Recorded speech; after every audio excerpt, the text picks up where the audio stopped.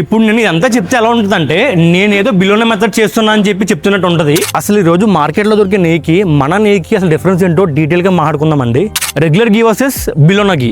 So regular గీ యొక్క main source ఏంటంటే ఇది కంప్లీట్గా క్రీమ్ బేస్ మీద చేస్తారండి, అండ్ అలానే మిల్క్ సాల్ట్స్ మీద చేస్తారు. సో ఇక్కడ బిలోనా మెథడ్ ఏంటంటే కంప్లీట్గా ఏదైతే ఫ్రెష్ మిల్క్ నుంచి వచ్చే క్లీన్ అండ్ ప్యూర్ మకాన్ ఉందో దాని నుంచి చేస్తారనమాట. మేకింగ్ టైం ఈ రెగ్యులర్ గీలో చూసుకుంటే కనుక ఇది ఫాస్టర్ ప్రాసెస్, అండ్ అలానే హై టెంపరేచర్లో చేయడం వల్ల ఏంటంటే మనకి ఫ్యూ అవర్స్లోనే మనకి గీ అనేది తయారవుతుంది వెన్ కంపేర్ టు బిలోనా మెథడ్. ఈ బిలోనా మెథడ్ అనేది ఏంటంటే కంప్లీట్గా ట్రెడిషనల్ వేలో చేస్తాం కాబట్టి ఏదైతే గీ మనం తయారు చేస్తామో అది స్లో హీటింగ్ చేయడం వల్ల ఏంటంటే టైం అనేది చాలా ఎక్కువ తీసుకుంటుందండి. సో దానివల్ల ఏంటంటే దీంట్లో ఏదైతే న్యూట్రిషన్ వాల్యూ ఉన్నదో చాలా బాగుంటుంది అనమాట when compare to regular ghee. Coming to nutritional value, regular ghee కన్నా బిలోనా గీలో మనకి న్యూట్రియన్స్ అనేవి చాలా బాగుంటాయండి. ఎందుకంటే ఇక్కడ బిలోనా గీ అన్నది స్లో హీటింగ్తో చేయడం వల్ల ఏంటంటే దాంట్లో ఉండే న్యాచురల్ వైటమిన్స్ కానీ అండ్ అలానే ఎసెన్షియల్ ఫ్యాటీ యాసిడ్స్ కానీ చాలా బాగుంటాయి అనమాట. అండ్ అలానే ఈ బిలోనా గీలో మనకి ఎసెన్షియల్ వైటమిన్ ఏడీఈకే అన్నది చాలా బాగుంటుందండి.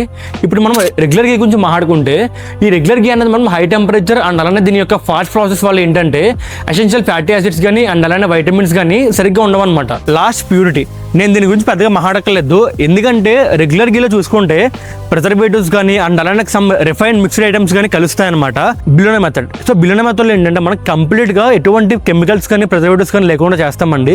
ఏదైతే ఫస్ట్ నుంచి లాస్ట్ వరకు కూడా మనం ట్రెడిషనల్ మెథడ్ మనం ఫాలో అవుతాం అనమాట.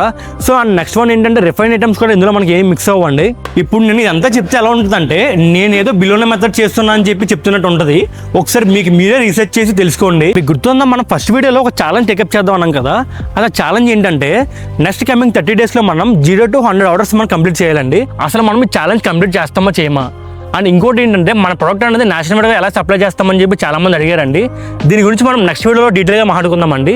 సో మన జర్నీని మిస్ అవ్వకూడదంటే ఇప్పుడే మన గోవేద న్యాచురల్స్ని ఫాలో చేసుకోండి guys. See you in the next video.